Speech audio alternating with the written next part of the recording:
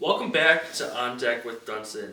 Today we're starting a new little mini-series we're doing to help my friend David become better at baseball lingo because he's starting a pretty cool internship with the Lansing Lugnuts, and he's asked me to help him learn about baseball. So we're going to do that through Baseball Boot Camp.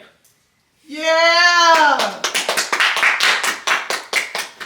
Today's topic in Baseball Boot Camp is batting stats. These are the ones specifically he asked me to look at, and I think understanding these will go a long way in helping understand the game in general. So first of all, we're going to look at the difference between an at-bat and a plate appearance. Then we're going to look at on-base percentage, slugging, and OPS plus.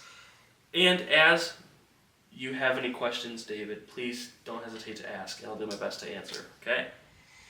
You too. Perfect.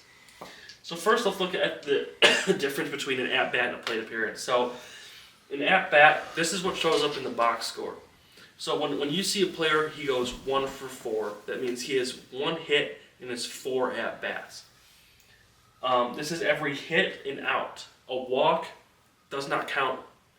A sacrifice does not count as an at-bat. So if a player walks in his first at-bat, he'll come up later in the game 0 for 0 with a walk. Doesn't count as an at-bat. The flip side to this is the plate appearance. Every time you go up to hit, it's a plate appearance. This helps calculate other stats that we'll talk about later.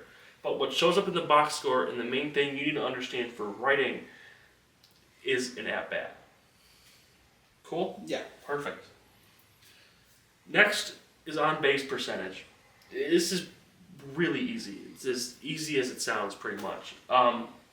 This is the percentage of your plate appearances that end up with you on base. So this even counts those like walks, because you still end up on base, but it's not an at-bat, but it's a plate appearance. So this is where the plate appearance comes in. And it's calculated by hits, walks, and hit by pitches divided by plate appearances. Make sense?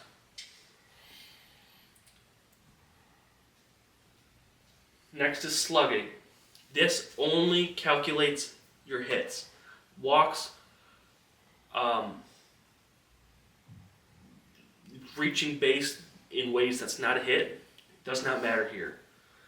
And this also is calculated with a total base. And a total base is a number assigned to a hit. So a single is 1, a double is 2, a triple is 3, and home run is 4. And this is calculated by dividing a player's total number of bases over their at-bats. So for like the highest you can have, for example, is 4.00 infinitum. Because if you have a home run, that's 4 bases, and you divide it over your 1 plate appearance, it's 4. Make sense? So next, let's talk about OPS and OPS plus. OPS stands for on-base plus slugging. And this is also as simple as it sounds. You take your on-base percentage, and you take your slugging percentage, and you add them together to get your OPS. Typically, a good OPS is anything above like 750, because usually your slugging will be ideally somewhere in the 300s, and your on-base will be also somewhere in the 400s. That's usually the elite players. And then, so OPS is something you'll need to remember for writing, and you won't necessarily need to remember OPS plus, but it is a good tool for measuring players directly against each other for how good they are.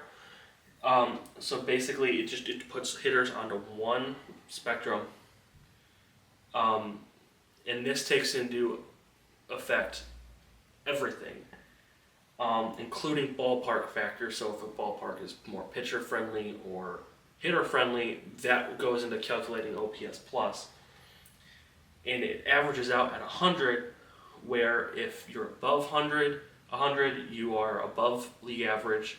And if you're below 100, you're below league average. Aaron Judge a couple of years ago had an OPS plus of 223, which is absurdly high.